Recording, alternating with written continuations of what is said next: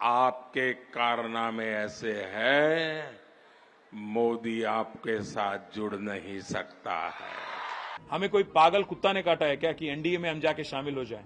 BRS Congress को वोटों का बंटवारा कराने के लिए तिजोरी खुली करके बैठ गई है। BJP is called the biggest जूट factory of India, the biggest जुमला फैक्ट्री एंड जूट factory of India.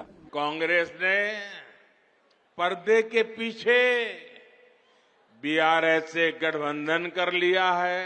The chancellor of this university, the WhatsApp university which propagates all this nonsense, is Prime Minister Narendra Modi himself. BRS Congress को वोटों का बंटवारा कराने के लिए तिजोरी खुली करके बैठ गई है।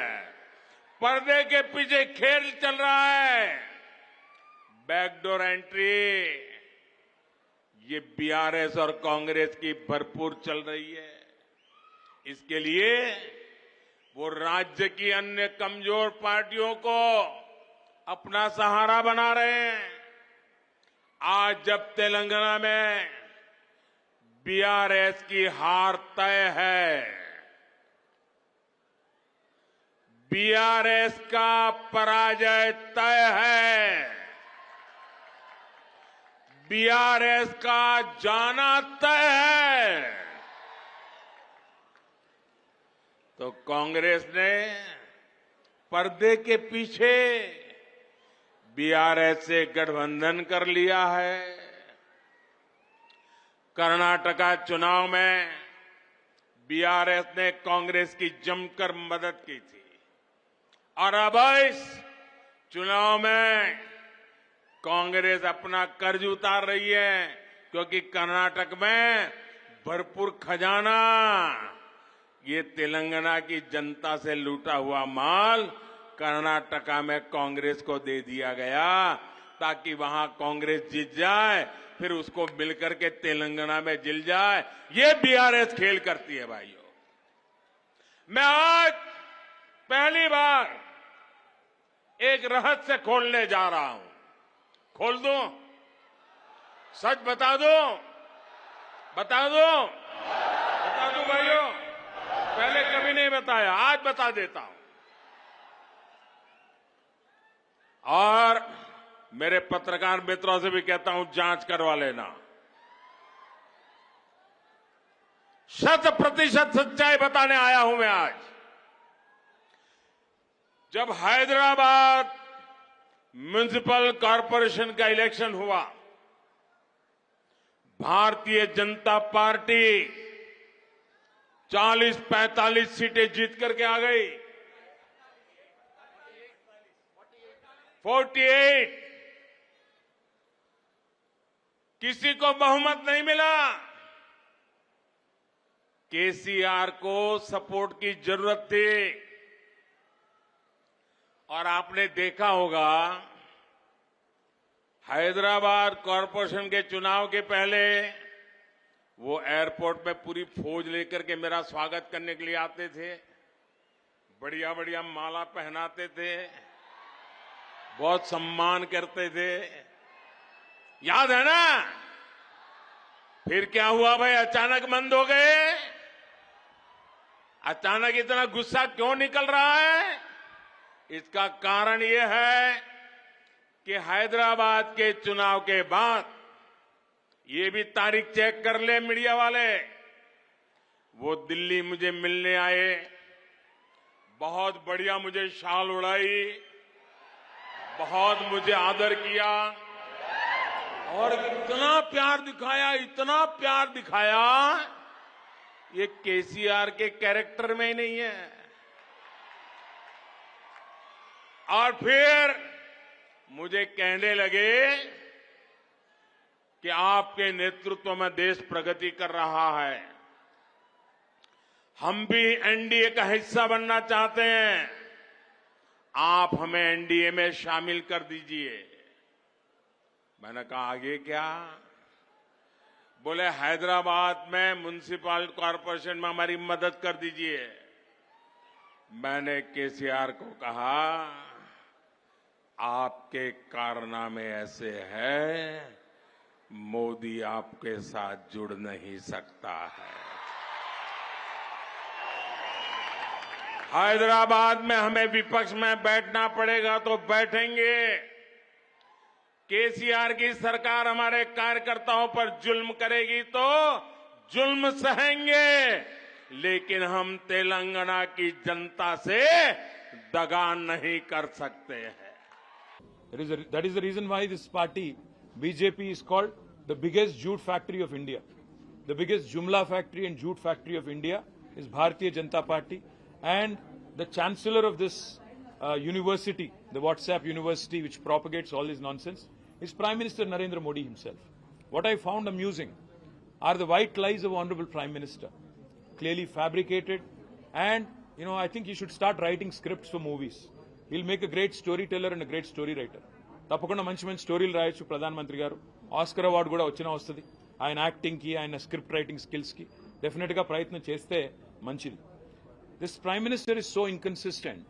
He says on the one hand, BRS has funded Congress in Karnataka. And he says that he has not allowed us into NDA. हमें कोई पागल कुत्ता ने काटा है क्या कि एनडीए में हम जाके शामिल हो जाएं? आज पूरे के पूरे पार्टी आपको एनडीए को छोड़ के बाहर जा रहे हैं. आपको अगर आप देखेंगे, शिवसेना छोड़ के गई आपको, जनता दल यू आपको छोड़ के गई है, तेलुगु देशम आपको छोड़ के गई है, शिरोमणि अकाली दल आपको छोड़ के गई है. साथ है कौन आपके? सीबीआई, ईडी, आईटी, इनके अलावा है कौन आपके एनडीए में? आज प्राइम मिनिस्टर ये मानते हैं अपने आप को कि वो बहुत क्लीन आदमी है और बाकी पूरा दुनिया करप्ट है. प्राइम मिनिस्टर को मैं याद दिलाना चाहता हूं, क्या हो गया हिमंत बिस्वा शर्मा पे जो केस था, आपके पार्टी में शामिल हो गए, केस गायब. हमारे यहाँ के जो एमपी हैं, सीएम रमेश और सुजना चौधरी, उन पे आरोप लगाए, केस भी लगाए, ईडी, सीबीआई, आईटी. क्या हो गया केसों का? नारायण राणे पे केस क्या हो गया? ज्योतिरादित्य पे, सिंधिया पे जो केस थे, आपके साथ शामिल होने के बाद क्या हो गया? और आप जब बात करते हो प्राइम मिनिस्टर साहब कि फैमिली पॉलिटिक्स, डायनेस्टी, मैं आपसे पूछना चाहता हूं, है कौन अनुराग ठाकुर? धुमाल के बेटे नहीं है. ज्योतिरादित्य सिंधिया कौन है? माधवराव जी के बेटे नहीं है क्या? है कौन जय शाह? कोई क्रिकेटर है? कोई बहुत बड़े कोच हैं? कौन है जय शाह? क्या आपने उनको बीसीसीआई के जनरल सेक्रेटरी बना दिया? आप जब बात करते हो प्रधानमंत्री जी, सोच के संभल के करना, क्योंकि केसीआर फाइटर है, वो चीटर के साथ काम नहीं करते. केसीआर जी कभी भी जिंदगी में आप जैसे लीडरों के साथ, आप जैसे पार्टियों के साथ कोई समझौता नहीं करेंगे. हम पूरे विश्वास के साथ ये कहते हैं, हम कोई दिल्ली के गुलाम नहीं है, हम गुजरात के गुलाम नहीं है, दिल्ली के गुलाम नहीं है. हम तेलंगाना जनता के आशीर्वाद से आज तेलंगाना में 2 बार चुने गए. डेमोक्रेटिकली इलेक्टेड गवर्नमेंट हमारी है. अगर आपको लगता है कि आपके डराने से, आपके चिल्लाने से, आपका गला फाड़ फाड़ के बोलने से लोग यहाँ पे बहक जाएंगे और एक बहकावे में आएंगे, तो आपकी नादानी है. और एक बात भी मैं कहता हूं, उन्होंने ये भी कहा कि हमारे चीफ मिनिस्टर ने उनके पास जाके परमिशन लिया कि मुझे चीफ मिनिस्टर बनाना था. मैं प्रधानमंत्री जी को याद दिलाना चाहता हूं, अगर हमारी पार्टी की कोई फैसला अगर लेना है तो हमारे पार्टी के विधायक लेंगे, हमारे पार्टी के पॉलिट ब्यूरो लेंगी. आपसे नो ऑब्जेक्शन सर्टिफिकेट लेने की क्या नौबत आ पड़ी है? हमें कोई फर्क नहीं पड़ता कि मोदी या बीजेपी क्या मानती है, क्या किसको देखना चाहती है. यहाँ पे तेलंगाना जनता आज केसीआर जी को तीसरी बार मुख्यमंत्री बनाने के लिए, चुनने के लिए तैयार है. आप कितना भी गला फाड़ लें, कितना कुछ भी बोल लें और कितने भी झूठ बोल लें, जितने भी सफेद झूठ आप बोलें, आप कुछ भी नहीं कर पाएंगे. और मैं आज चैलेंज करता हूं बीजेपी को. पिछली बार जो चुनाव हुए थे तेलंगाना में 2018 में, आपके 105 विधानसभा के कैंडिडेट की डिपॉजिट जब्त हो गई, जमानत जब्त हो गई थी. मैं चैलेंज करता हूं, अगर दम है बीजेपी में, नड्डा में, अमित शाह में, नरेंद्र मोदी में और जितने भी और लीडर हैं, आइए. Tourist sir, welcome to Telangana. हमें कोई इतराज नहीं, आप आइए, गला फाड़ फाड़ के बोलिए, तेलंगाना जनता को समझाइए कि किया क्या आपने तेलंगाना के लिए पिछले 9 साल में. और कोई अगर वोट देना भी चाहे तो क्यों दें आपको. मैं चैलेंज करता हूं, पिछली बार 105 सीटों में आपकी जमानत जब्त हो गई थी, इस बार 110 सीटों में आपकी जमानत जब्त हो जाएगी. और इस बार आपको एक भी एमपी आपको तेलंगाना से नहीं मिलेगा, क्योंकि आप इतने झूठ बोल चुके हो, इतने कारनामे कर चुके हो.